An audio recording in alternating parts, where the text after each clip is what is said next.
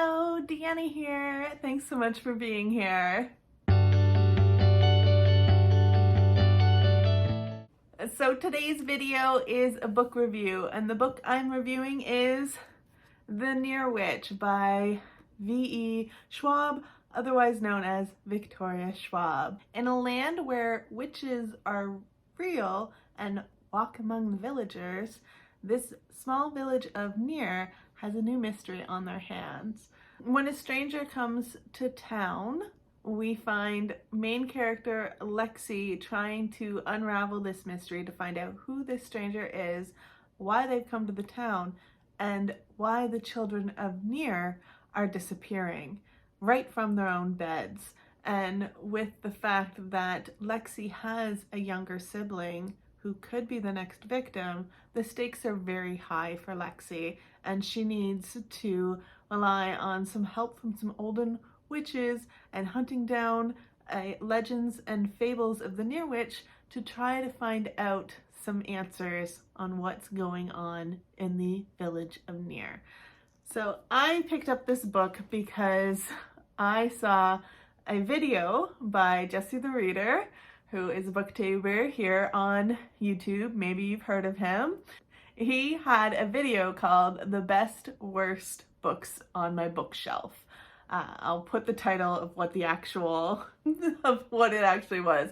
But he essentially went to his bookshelf and he picked the worst in that little section on his shelf and the best. And the worst that he picked was actually The Near Witch.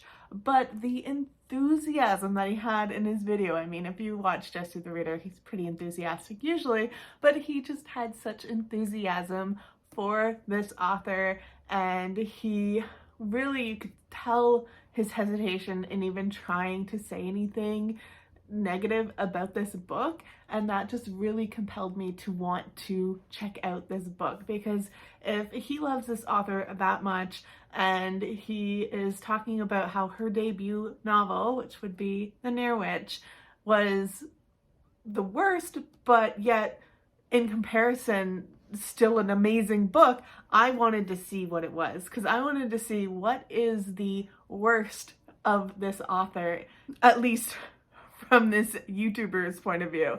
So I got my hands on a copy of The Near Witch, because why not kind of see where the bottom bar is for this author. And I just gotta say, reading this definitely set me on to instantly ordering more of her books. So I automatically ordered The Dark Vault, which I have a review about that as well, and I instantly had to pick up some more of her books. I'm actually currently in the middle of reading City of Ghosts, which is another book by Victoria Schwab. So that just kind of says how good this one is. Not amazing, but it's still really good. It's still a book that I really wanted to find out what was going on. The writing style was really great. It wasn't too, the writing style, I would say it's not too beach read where it's just, oh, this is super easy and fluffy kind of reading, but it's also not something where it's super brain power needed to understand even what's going on. It was a nice in-between book, which was a really refreshing type of author to read, because it's not something that I have to strain to read it, but it's also not something where I'm not feeling there's any stake. I was definitely captured by this book. I will say that the plot of this book, because we're following Lexi, she seems to be a character in possibly the 1800s, maybe, just in the way some of the speeches of the characters, some of the descriptions of what they're wearing and what their life is kind of like. It did kind of remind me that it's olden times, so I don't know if it's a parallel world because witches exist or something and they just are parallel to the 1800s, or it's supposed to be back in the day when maybe witches walked around and before we started hunting them down. It's about maybe that time period is. So that's about where the time period is. And with that, what I found myself thinking when I was reading this book is that the plot was very similar to the movie The Village by M. Night Shyamalan. So if you've seen The Village has about 1800s type vibe to it. You've got a small village of council people or elders who are telling the village people that they can't go into the woods because there's a monster in the woods that'll get them. So they're very secluded to where they live. It's like an Amish type, olden type setting is what it is. And that's what I felt like with The Near Witch, is I really felt like Lexi paralleled Ivy in a lot of ways in that movie, because we have that main character who is trying to get to the bottom of what's going on and trying to help her loved ones and figure out a mystery. And so that really had some parallels to The Village, and it made me think like, oh, is our storyline going to progress so that the elders are like hiding a secret and it's actually like them keeping the villagers in, because they kept talking about how strangers never come to the town of Near. Like Near seems like it's very cut off from anywhere. You know, in Village, don't go into the woods. In this book, don't go in to the moors, like stay away from the moors. So it just very much had that type of feel to it, that it was very similar.